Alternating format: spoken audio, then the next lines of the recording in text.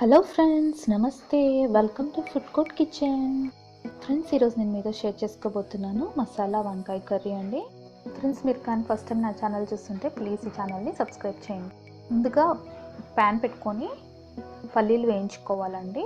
అలాగే నువ్వులు కూడా వేయించాలి. సో నువ్వులు వేసుకోవడం ఇష్టం లేదనుకుంటే దీని బదులుగా మనము కాజు కూడా వాడుకోవచ్చండి. అలాగే కొన్ని ఎండు మిరపకాయలు కూడా వేసి వేయించుకోవాలి. సో ముందుగా మనం వేయించి ఉంచుకున్నవన్నీ కూడా మిక్సీ జార్లోకి తీసుకొని ఫైన్గా పౌడర్ చేసుకోవాలండి.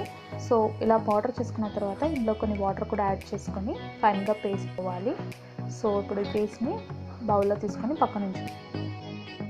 అలాగే వంకాయలు తీసుకొని వాటిని 4 పార్ట్స్గా డివైడ్ చేయాలండి. ఇలాగా కట్ చేసుకొని ఉంచుకోవాలి. అలాగే ఒక బాండీ పెట్టుకొని ఆయిల్ వేసుకొని అందులో ఈ వంకాయలన్నీ కూడా ఫ్రై చేసుకోవాలండి. చూస్తున్నారు కదా, ఇలా కలర్ చేంజ్ అయిన తర్వాత వంకాయలు తీసి పక్కన ఉంచుకోవాలి. సో అదే బాండీలో ఆవాలు అలాగే జీలకర్ర కూడా యాడ్ చేసుకోవాలండి. సో యాడ్ చేసుకున్న తర్వాత చిన్నగా కట్ చేసి ఉంచుకున్నటువంటి ఆనియన్స్ కూడా వేసి బాగా వేయించుకోవాలి.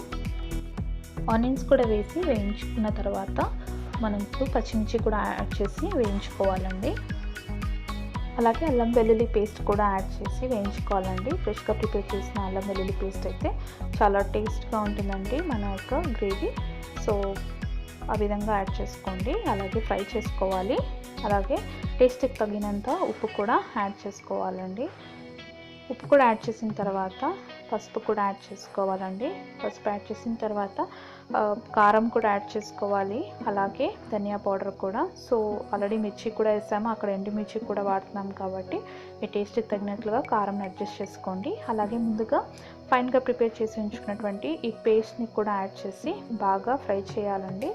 సో బాగా ఫ్రై చేసిన తర్వాత ఇందులో కొన్ని కరివేపాకులు కూడా యాడ్ చేసుకోవాలండి.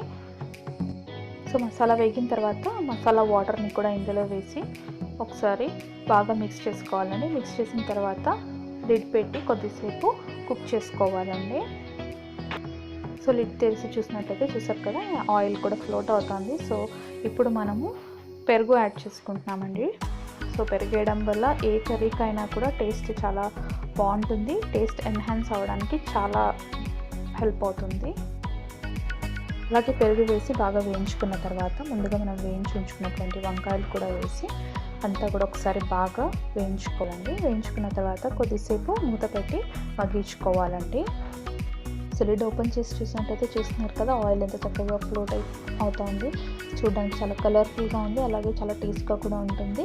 సో ఫైనల్గా కొత్తిమీరతో గార్నిష్ చేసుకున్నామండి. మీకు కూడా ఈ రెసిపీ నచ్చినట్లయితే మీరు కూడా ఒకసారి ట్రై చేయండి. అలాగే మీ అభిప్రాయాన్ని కామెంట్ సెక్షన్లో తెలియజేయండి.